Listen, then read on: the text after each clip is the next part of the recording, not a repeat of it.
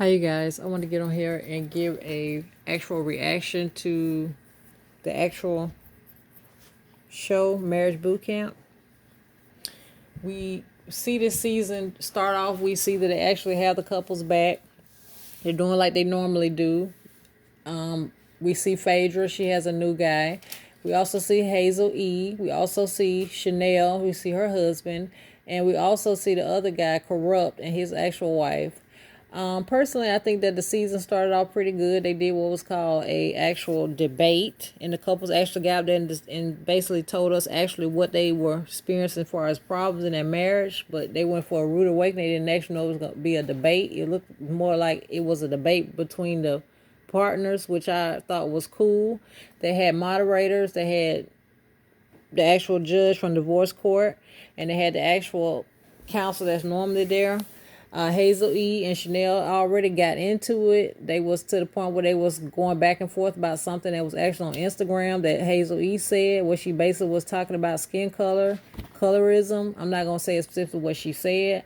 I think she basically said that in a knee-jerk reaction, and the particular lady wanted her to actually come correct with it and actually tell what she said and what she meant by it.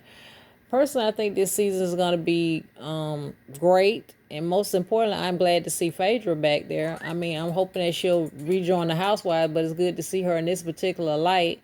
But yeah, we're going to get back to the debate. The highlight of the debate was when Corrupt actually was asked to talk and give his 2 cents. He basically was inebriated. He was actually fully drunk. His partner, to the point where the judge asked her, was he drunk? She openly admitted that he was drunk.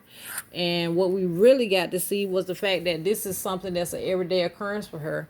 She said it's to the point where she actually has to leave the home a lot of times until he sobers up. And then she'll just sneak it back into the bed and hoping that he'll be sobered up. I personally think that's a bad way to actually live. You have to be with a partner like that is actually an alcoholic. He basically kept spewing out obscenities about his private area that we didn't need to hear, and the judge called him out on it, and he basically kept doing it. You could tell that his actual partner was very disappointed. Most importantly, she was embarrassed. And the main thing that I saw that really made me do a side eye, and I was very shocked, was to know that Phaedra and her new guy, they actually never had sex. He was very adamant about it, and I personally think that he's telling the truth. But it says a lot about Phaedra. She's saying that she's trying to actually get to the point where she has a guy that actually can fit into her world. And the reason why I say fit into her world, meaning that he's there for her and the kids. He's not there just to be a one-night stand, a couple of months. I think she's looking for a life partner. This particular guy, he's very attractive. He's easy on the eyes. I think it's going to be to the point where we actually are going to be glad to see them engage and see whether or not this particular relationship will last. Now back to Chanel and her particular guy. I know them they were from Love and Hip Hop Hollywood. They were on a roller coaster anyway with their marriage. There's been a lot of allegations of cheating on both of their parts. But I think the main thing between them is that they point the finger at each other, but what they should be doing is point the finger right back at themselves. The main thing they have a problem with is communication. And most importantly, he's to the point where he always wants to interrupt her. He will not allow her to speak. He does not want to let her have a voice. And I think that is very distasteful. The judge called him out on it.